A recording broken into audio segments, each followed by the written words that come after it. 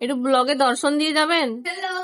চলে এসছে। নমস্কার, অধমের নাম মৌমিতা। আমি একজন 23 বছর বয়সী আধবুড়ি ইঞ্জিনিয়ার। এই ভদ্রমহিলা আসার সাথে সাথে উনি জানিয়ে এসছেন, আমি নিয়ে খেতে বসে গেছি। And today I am going to make a very special thing, যেটা আমি কখনোই আগে ট্রাই করিনি। আজ পুষ্পিতার বাড়ি থেকে এসেছে এবং সাথে নিয়ে এসেছে এক টিফিন বাক্স ইলিশ ভাজা। And today I am going to try my first ever shorshe ইলিশ।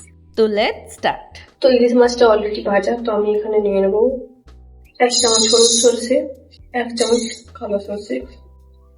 আমি পরিমাণ জানি না, প্রথমবার বানাচ্ছি, যেমন হবে খেতে হবে কিন্তু। আর একটা হাতি সাইজ লঙ্কা টুকরো টুকরো টুকরো করে ভেঙে নিয়ে নেবো। স্ট্যান্ড নেই ভাই, তাই জন্য এরকম রেখে করতে হচ্ছে। আর একটুখানি রসুনটা নিয়ে আসছি। तूने रंगीले कैसा जादू किया पिया पिया बोला मस्त वाला जिया।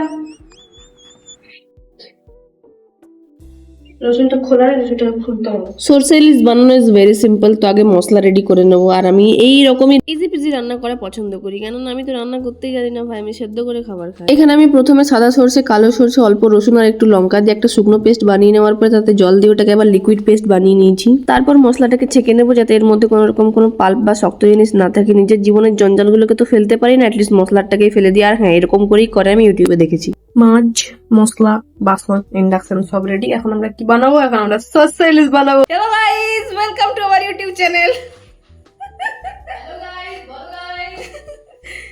সরষে ইলিশ হচ্ছে গাইস, করে দিলাম ইন্ডাকশন অন। তারপর পাত্রটা গরম হয়ে যাওয়ার পরে ওতে দিয়ে দেবো তেল, আর তেলটা গরম হয়ে যাওয়ার পরে মাছ দেবো। আর কি দেবো, কুচুটে রিলেটিভ গুলোকে তো আর ওই তেলে ছেঁকে দিতে পারবো না, পারলে খুব ভালোই হতো। তো তাই জন্য মাছগুলো আপাতত ভাজছি। যেহেতু পুষ্পিতা মাছগুলো বাড়ির থেকে ভেজেই নিয়ে এসছে, তাই বেশি ভাজবো না, অল্প ভেজেই তারপর মশলাটা ফেটিয়ে ওই মশলাটা ওই মাছগুলোর মধ্যে দিয়ে দেবো। আর এই মশলাটার মধ্যে কি আছে তোমরা সেটা জানো, তাই আর দ্বিতীয়বার বলছি না। আর দ্বিতীয়বার জিজ্ঞেস করলে না দেবো, কারণ নিচে একজন শয়তান পোলাপান ভিডিওতে মন নেই, এখানে এসে রান্না শিখছে। আরে কিছু মনে করো না, আমার একটু মাল্টিপাল পার্সোনালিটি ডিসঅর্ডার আছে, তাই জন্য এরকম বলে দিলাম। আর এখানে এনারা এসছেন ওপর জিনিসপত্র রাখতে, এনারাও শিফট হচ্ছেন এই বিল্ডিংটাতে। আর এখানে মহাশয় আমাদের কাছে ডিটারজেন্ট চাইতে এসছেন, আর তার বক্তব্য হচ্ছে ঠিক এইরকম, जितना चाहिए वो लेके बाकी वापस कर देना।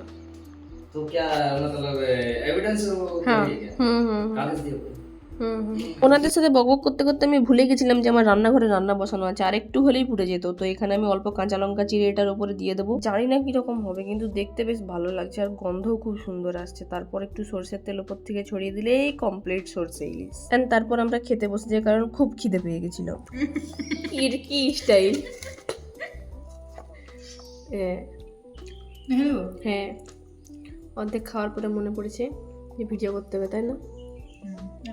এই এদিকে সুন্দর করে স্টাইল করে দিচ্ছিলাম।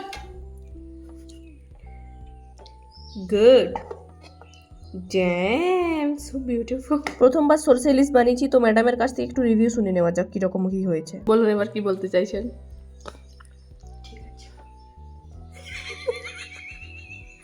ভালো সেভ হওয়ার চেষ্টা করছেন। চেষ্টা মানে কি, আমি বহুত ভালো সেফ। ঠিক আছে, মেনে নিলাম।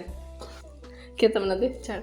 আচ্ছা আমাদের ছ্যাবলামো ক্যাবলামো সবকিছু কমপ্লিট, খাওয়া দাওয়া কমপ্লিট। তো এবার এই বাসন স্তূপটাকে পরিষ্কার করতে হবে। তো আজকের জন্য এটুকুই। So do like, share and subscribe. ইচ্ছে করলে করো, না ইচ্ছে করলে করো না, তাতে আমার কিছু যায় আসে না। আর আমি জানি তোমরা করবেও না, তোমাদের খেয়ে দিয়ে কোনো কাজও থাকে না। তো দেখা হচ্ছে, বাই।